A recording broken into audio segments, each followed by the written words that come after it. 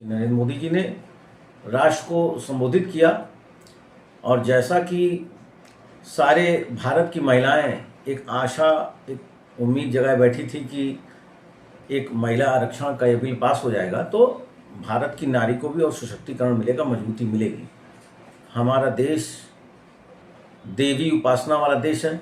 हम लोग नारी को शक्ति के रूप में मानते हैं और शक्ति का जिस तरीके से विपक्ष ने उपेक्षा करके उस बिल को पास नहीं होने दिया, ये एक बहुत बड़ा षड्यंत्र है और ये एक तरीके से प्रमाणित होता है कि ये विपक्ष, कांग्रेस, टीएमसी, समाजवादी पार्टी, ये सब देश विरोधी पार्टियां हैं।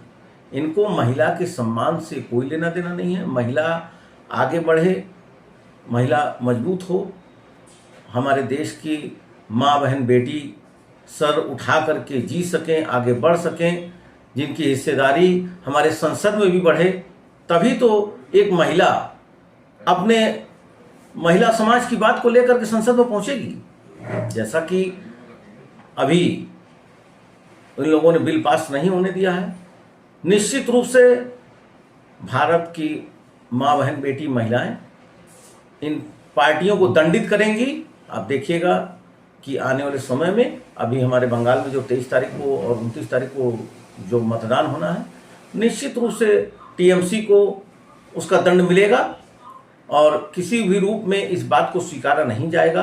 आज अगर हम मानते हैं कि ये भ्रष्ट विपक्ष ने जिस तरीके से बिल पास होने नहीं दिया, लेकिन ऐसा नहीं है कि उम्मीद खत्म हो गई है। हमारे प्रधानमंत्री जी ने कहा है, हमारे इरादे मजबूत हैं, हम अडिग हैं।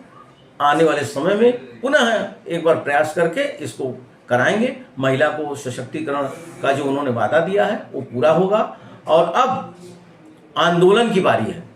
अब हम कार्यकर्ताओं में इतना रोष है, भारतीय जनता पार्टी के कार्यकर्ताओं में इतना रोष है कि हम लोग इंतजार कर रहे हैं कि कब हम लोग को निर्देश मिले और निश्चित रूप से हम लोग भयंकर इसका विरोध करेंगे, आंदोलन करेंगे, पुतला फूकेंगे।